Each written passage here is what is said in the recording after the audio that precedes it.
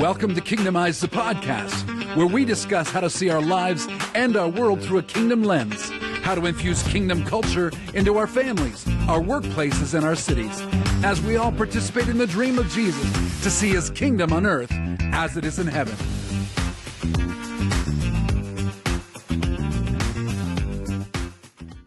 Hey, welcome back to Kingdomize, the podcast.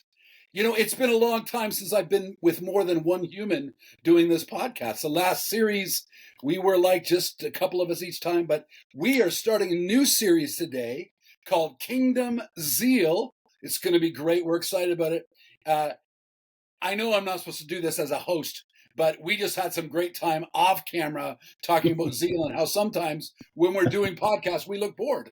So we will do our best to be zealous as we talk about Kingdom Zeal. This is week 1. It's going to be 10 weeks talking about Kingdom Zeal.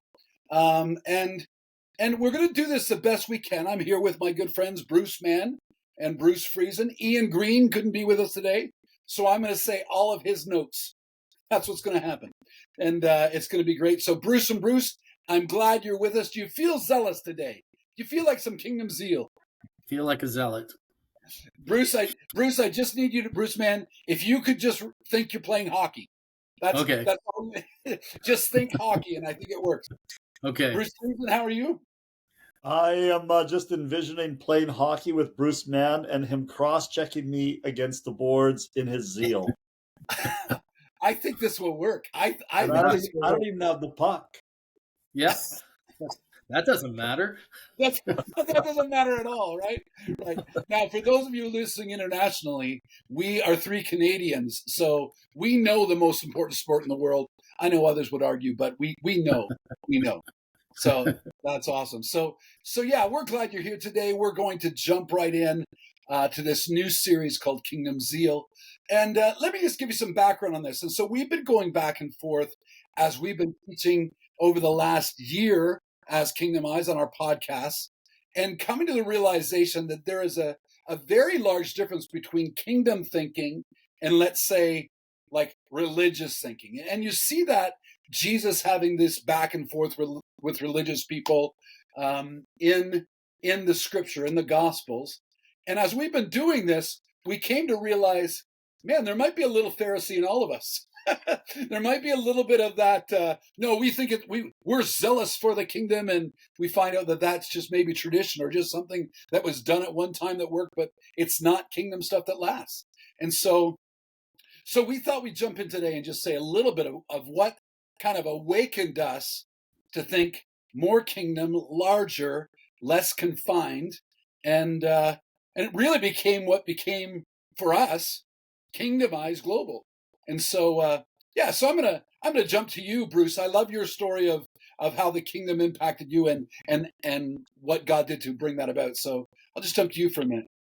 Yeah, really quickly. I think I've shared this before, but I almost embarrassingly realized, after being in ministry and formal roles and spending many hours reading and studying the Bible, that I had missed the kingdom message in the Gospels, because I had viewed it through a religious lens or a church-based lens, and went through this exercise where I read through the Gospels and I started underlining every time Jesus was referenced the kingdom in one way or another. And to my amazement, which shouldn't have been, but it was, that was the dominant message of his life. And the church is referenced 3 times. The kingdom, depending on your how you interpret it, could be anywhere from 80 to 100 times in the gospel, where the kingdom is identified as the central theme and purpose of Jesus coming and bringing, essentially bringing heaven's presence to earth. Yeah, really good. I've thought about that many times since the first time you talked about it, Bruce, and it really, really is a good practical connection for us. And Bruce, you have a different, Bruce Friesen, you have a different scenario, different story of how God kind of enveloped you in the whole kingdom mindset thing. I probably can relate to Bruce Mann, and I think the traditional, conventional culture of Christianity that I was in basically had given me a view, but I was really having an experience while I was doing evangelistic crusades in Uganda, where I was getting people saved so they could go to heaven, and I was trying to populate heaven. Well, in the midst of it, two blind boys are healed. And the Lord says, this is nothing in comparison to what I'm about to do. So my mind is going, are the dead going to be raised? Are you going to grow limbs? And he simply said, and it caught me off guard, Uganda will be a prototype of a transformed nation, a light of hope to the countries of Africa, and it's going to send ripples of hope all around the world. And I said, Lord, how are you going to do this? And he said, we are going to disciple nations. And by discipling the next generation through the sphere of education, that has set me on a course of revolutionizing my understanding of what I was actually even engaged in. My eyes were opened. I'm doing evangelism, getting people saved to go to heaven. But I all of a sudden have been on a journey where progressively my eyes are being opened about bringing heaven to earth is the mandate of Jesus. That's our focus. And so that's been, a significant part of my journey. And I would say I have not yet arrived. Yeah. But I feel like I'm continually being transformed in my thinking by that many kingdom concepts, but it started there. Yeah, really good. Really good. And that was 2008, and your work in Uganda since then has been amazing. The stories are remarkable. So that's really amazing. And around the world. So that's remarkable. I can tell you that mine had really nothing spiritual connected to it. It's back mid-90s. I was thinking through church world, and I was at a large church, and it was a bit of a machine. It was taking all your energy to keep the machine going. And I was sent shopping by my wife to buy something no man should ever buy for his wife. I'll just say that. I was in a Shoppers Drug Mart, a drugstore, and no man should ever have to go to the drugstore to buy this for his wife. And so while I'm buying this for my wife and I have it in my hand, I'm going, I don't want this in my hand. So when I get this, I have to cover this up with something for sure. And so I go back to buy the book rack, and there's a book there called Always Change a Losing Game. Well, I like the title. I didn't even take time to decide what it was about. I grabbed the book and I put it on top of what I was buying so I could just say, oh, I'm getting a book. A very scholarly fellow. Well, I bought this book, Always Change a Losing Game, by a doctor. And he was comparing real life with sports, golf, tennis, different sports. And it was really fascinating. And I came to realize out of that scenario that to some degree the church is losing. The church is playing a continual losing game, that we're losing in the cities compared to who should go to heaven and how much kingdom should come to earth. And so that sent my head spinning back in 95. And it's 30 years ago. My head keeps spinning. And so guys, we wanted to share these stories on purpose because when we do these comparisons, kingdom versus church or kingdom versus religion, it can come across as you guys think you have it all together and you're just bashing the church. Well, the truth is we're not. The truth is we want to elevate the church plus all the other spheres of influence. That's really our goal in this. And we wanted people to know that we've gone through this process and still remain going through the process as we move forward. So let's jump into this today. Our the first of our series under the comparing religion versus the kingdom is this statement. We're going to talk about the end game, guys. And the statement is this: the religious folk want to get people to go to heaven. Kingdom thinkers want to bring heaven to earth. So the religious way of thinking is, let's get people saved and let's get them to heaven. And the kingdom people are thinking, well, we're not going to say anything against that. We want that. But how do we get heaven to earth? It's really connected to Jesus' words and how he taught us to pray that his kingdom should come, his will should be done on earth as it is in heaven. And so for this series, we're going to look at and jump out of Isaiah 9. So Bruce, man, I'm going to volunteer you. You're going to read a couple verses there, Isaiah 9, 6, and 7, and then we're going to jump right into the main points for today. Yeah, well, these verses are really foundational to what we're going to be exploring over the next while. But Isaiah 9, verse 6, and these are, if you can get the Christmas trees and one horse open sleighs out of your mind when we read this, this is the launching pad of transformation on a universal basis. So for unto us a child is born, unto us a son is given, and the government will be upon his shoulders. His name will be called Wonderful, Counselor, Mighty God, Everlasting Father, Prince of Peace. And here's where the action starts to take place. Of the increase of his government and peace, there will be no end. Upon the throne of David and over his kingdom, to order it and establish it with judgment and justice from that time forward, even for forever. Last phrase, which will come up as we go through this, is the zeal of the Lord of hosts will perform this. Yeah, really good.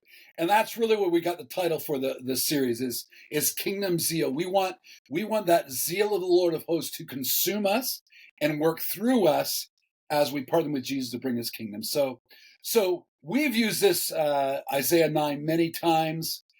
In fact, at Christmas time, I wrote a whole message on this that we sent it to our community, our Kingdomize community. By the way, on the way by, I should let you know if you want to be part of the community and get our monthly newsletters and the things that we send out, get the information first. Let us know. We'd love to add you on that. But I broke this Isaiah 9 down into 4 points. We talked about the king, the country, the culture, and commoners or citizens of the kingdom. And so that's going to be the basis that we use over the next number of weeks, those areas of king, country, culture, and commoners of Isaiah 9, of how that fits with who we are and how we bring the kingdom. And so, Bruce Friesen, I'm going to volunteer you, and you're going to talk about the king. And so in the kingdom, there's a king, and that's not me. How does this fit in? What does this fit? How does this fit in with bringing heaven to earth instead of just getting to heaven? I think I want to be able to just identify, and I love this statement. I just like to be able to say repeatedly, heaven is my home, but heaven's home is earth, and I am preparing the earth to come home, for heaven to come home. And we do that actually by recognizing everything that's not in alignment with his will, everything that really is injustice. And so we are bringing about justice, which is the setting things in the right order based on truth revealed in covenant, and the kingdom comes through that. So we're admonished in many different places. These are things that we're going to talk about as in other podcasts, but I want to focus on the difference between my benefits and his benefits. Right. I want to focus on the differences between being rescued and being recruited. And that there is this dynamic of, we're not to forget his benefits, but we have to look at what's the benefit that he gains by his redemptive work. And it's about him becoming king and his kingdom being established on earth as it is in heaven. And I love the zeal of the Lord that was in David's mighty men. They were determined to make David king and establish his kingdom. It's really a foreshadowing of our zeal that we want Jesus to be recognized as king, and we want to establish his kingdom. So our focus is not, although it's a benefit that we have, we're going to heaven when we die, but our focus is about how do we get heaven to earth through praying, through preaching, through prophesying, through practicing justice. We are seeking to bring about the kingdom of heaven here upon the earth. We're wanting to make this place like his place. We're wanting earth to be a welcoming place that he feels like, okay, everything's set in order. I can come home now. Yeah. But we're the ones, as the people of God, as the church, we're a conduit for the kingdom. We're not a conduit for getting people saved, waiting in a waiting room for a rapture or a second coming of Jesus. That's not the objective. The objective is to be able to recognize that, yes, we are rescued, but we're rescued in order to be equipped to be recruited to his kingdom cause, to his kingdom agenda. And Yeah. so it's really a shifting in our mindset and our understanding of why we are here. And I'm wanting to be able to continue to look at the various contrasts that may be affecting our thinking. I never want to diminish, unless we're born again, Jesus said. This is John 3. Unless we're born again, we can't see the kingdom.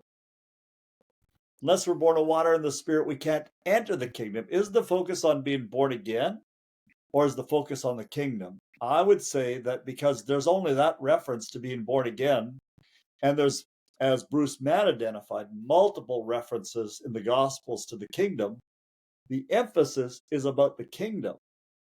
But we continue to have quite often a man-centered gospel that focuses on our benefits instead of a Christ-centered gospel that's focusing on his benefits. And so I'm wanting to go on this journey and help others have that kind of similar revelation of we're here for him. Yeah, really, really good. Heaven is my home. Heaven's home is earth. What was the last part of that again? Heaven is my home. And I'm here to prepare earth for heaven to come home. So we want earth as it is in heaven. I like it. It's good. It's good. That's going to be great. Well, and as we go along here, we're setting up this series, and you've heard a little bit of what we're going to go into more over the next few weeks. But yeah, that's amazing. So there's a king, and he's got a kingdom that we need to live in, and so that's really the area that I'm going to speak about the country and kingdom. That word means the king's domain. It's the domain of the king. It's where the king has rulership. It's where the king is preeminent. Is where the king actually is seen as the most important. And historically, we've thought that happens inside a church building. So if I can invite my friends to church, and if they get there and the pastor does his job, if he's heard from Jesus, every one of my friends is going to get saved that day and get to the altar. And that's going to be it. That's it. I've done my job as a Christian. I got them there. But it's probably more than that, we found. It's like, yep, we want the presence of Jesus inside the church. We want when people are friends especially, but when anyone comes to our church, we want them to experience the presence of God. But I would say, and I think we would say, we want them to experience the presence of God on the streets, in the boardroom, in the classroom, in the bakeries, wherever they go, in the gymnasiums, that the essence of the king and the presence of the king is experienced everywhere.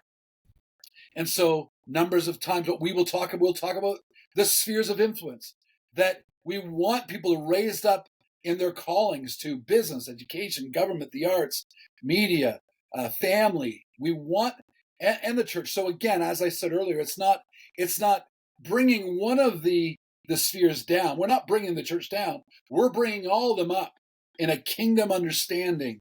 And so some would be familiar with the teaching of the spheres of influence, or the 7 mountains.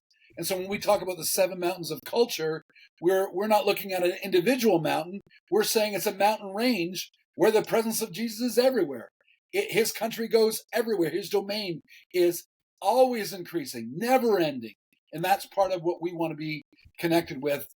And I think the last point I'll throw in here under this point here for today about not just trying to get to heaven, but bringing heaven to earth, is that we need these different spheres, these different mountains to work together. Like to bring the culture of heaven, to bring the values of heaven to earth, then the pastors need to be working with the business people and honoring them. And the business people need to work with the arts. And the arts need to work with the government. And the whole interaction, not just about let's get all the pastors together in unity, although that's amazing. But if you just do that, you just get a pastor silo. Or all the business people understanding their business's mission, all good, but then you could build a business silo. But how do you get these groups, the spheres together, the domains, the gates together, the mountains together in a mountain range that affects the entire city, and heaven comes to the entire city. So we're going to go deep into that in the next few weeks as well. Bruce Mann, I'm going to volley to you. Under culture, what does that mean? What is culture, and how does this affect us? Well, it's a big topic, and maybe touch on a couple of things today. But one, it's obviously we understand that there's a missional aspect to God's kingdom. It's not fully established across every sphere of influence in every country and every person.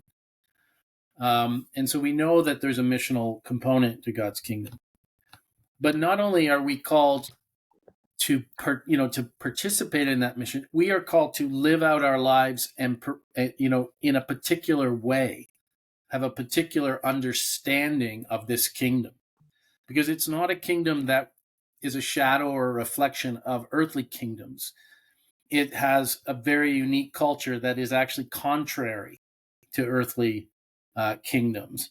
And so, because if you just listen to what we're saying, you could think, well, this is just about the Christians taking over everything and running everything, and dominionism, it would be called, where we're, our place is to be in charge of everything. Well, that's not what Jesus demonstrated to us. There is a particular culture within this kingdom. And I would highlight two particular areas. One is it is reflected in a deep understanding that we are stewards of something, not owners. Stewardship as opposed to ownership. I would argue, and we'll dive deeper into this, that actually I can be more courageous and more effective and more influential as a steward of God's kingdom, of God's agenda, of God's mission, than I ever could be as an owner, feeling I own it, I even own anything. So we're going to dive deep into that, because this is a kingdom where being courageous, as opposed to simply living out life in a safe manner, is at the core.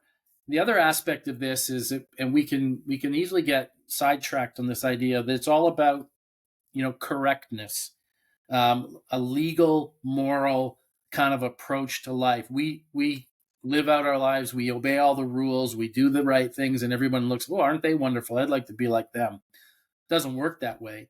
The essence or the ethos of God's kingdom is one that's relational and restorative.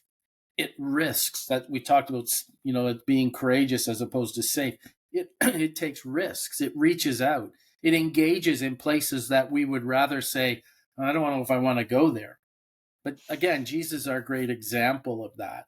And so part of our journey is discovering the ethos of this kingdom, the culture of this kingdom.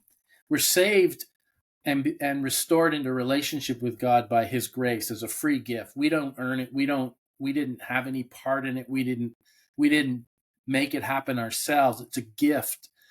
But we are transformed by the renewing of our minds. This is, this deep work of beginning to see things differently. And when we do that, that's when we can really engage as a steward of something. God has entrusted us with something to steward on his behalf. And it allows us to engage without entitlement, without ownership, without a sense of I deserve this. I'm stewarding possessions that are not mine. And so I'm looking forward to getting into this on a deep level, because really quickly, owners serve possessions, stewards serve masters. And I want to serve the master, because the promise to me in the parable of the talents is I get to then enter into the happiness, the joy of the king. Well, That's zeal. the place. That's where the zeal comes in, right? Yeah. We get to enter into the zeal, amazing, of the Lord God. Simply being, owners, that's the low road. The high road is stewardship. Really good. So there's a culture. And Bruce Friesen, you haven't touched on it, like justice is part of the culture of the kingdom, and that it permeates everything. And culture, affects everything who we are. So really, really good. So we've got the king, the country, the culture, and then the fourth point out of Isaiah 9 is the commoners. It's the citizens. It's the servants who are also royalty. So unto us a child is born. And so Jesus came for us to redefine and help us rethink about the kingdom. The kingdom had been lost in the garden and was usurped by the enemy. But Jesus, Isaiah 600 or 800 years before, said, hey, it's okay, guys. Hold on. There's a kid going to be born, and he's going to be the Son of God. He'll be amazing, and he's going to not just come and do it himself, but he's actually going to want people to walk this out with him. Servants who are royalty. So it's citizens and servants and friends, like that whole paradox of being both a servant, exemplified out of Philippians 2, that same attitude Jesus had as serving, but then the idea out of Romans 8 that we're joint heirs with Jesus. So whatever Jesus had, we can get to bring the kingdom on earth.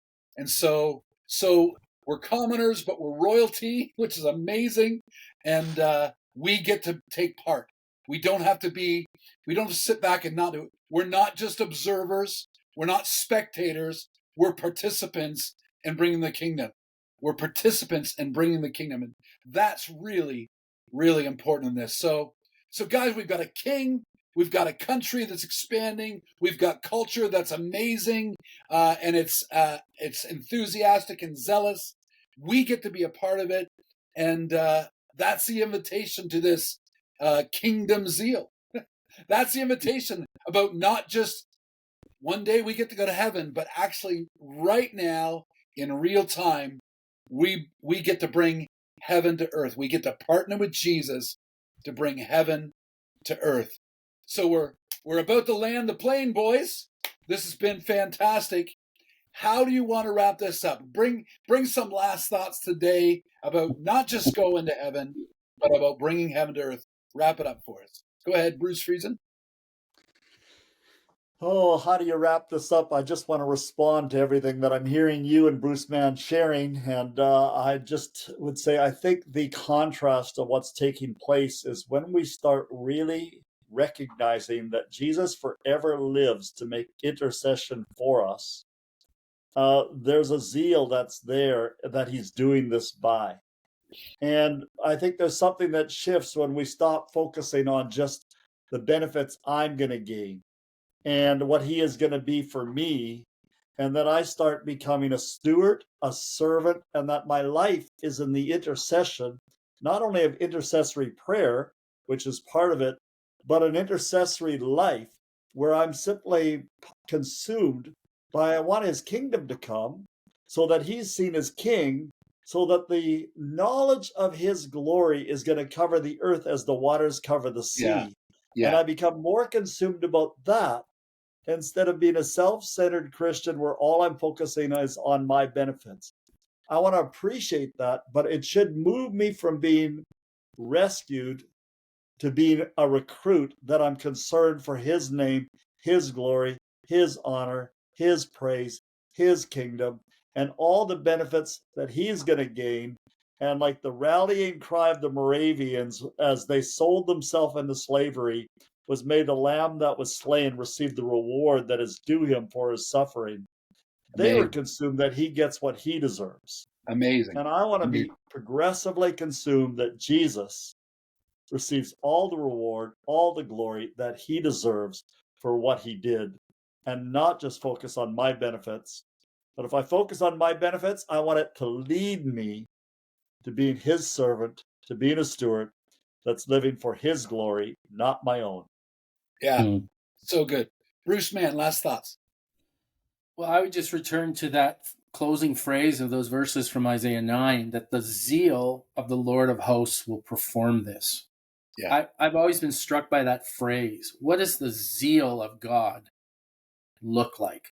And what kind of power and energy and passion is associated with that? Because we tend to put God in a kind of a box where everything's under control.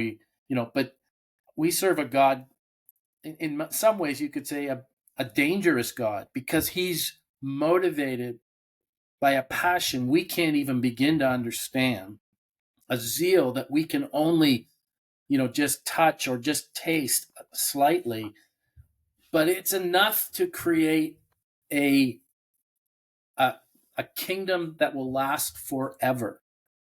And so there's both this forward, look to it, but what kind of energy and passion and power and persistence is required for this to happen? This isn't about how much energy we can generate. It's about us participating with the energy of God to see this happen. The zeal of the Lord of hosts will perform this. Yeah. So it helps bring us into right perspective and orientation of what God's called us to do. But it's pretty cool to be part of. What else would you want to do? Right? Right? Amazing. Guys, it's been amazing. So the Kingdom Zeal, we're going to spend a number of weeks on this discussion, going deeper on some of the higher points that we've made today, talking about this comparison again between kingdom thinking and kingdom living versus religious living. And we want to honor what's happened in the past, but there's something that God is doing on the earth right now, that the whole earth is filled with his knowledge and glory as the waters cover the sea, that this rock that becomes huge and fills the whole earth, this leaven that goes through the whole lump, like it's a kingdom of God that won't be stopped. It's ever increasing, never ending, and the zeal of the Lord performs this, and we get to be part of it. That's amazing. So thanks for joining us today. We've enjoyed ourselves. Hope you've enjoyed yourself and learned something. If you want to add to the discussion, we'd love that. If you want to become part of our club, our group, our community that we mentioned earlier, reach out to us. We'll get you on that as well. Please let somebody else know about this podcast. Let them know what we're doing. Just hit share and like. Just do it. It's really simple. You're already there. So go ahead and do that. And we'll be back next week talking about Kingdom Zeal on Kingdomize, the podcast. Thanks for joining us today on Kingdomize, the podcast. Let's keep the discussion going throughout the week on our socials or on our website, kingdomizeglobal.com. Contact us today to see how we can walk together to see more of God's kingdom in your city as it is in heaven.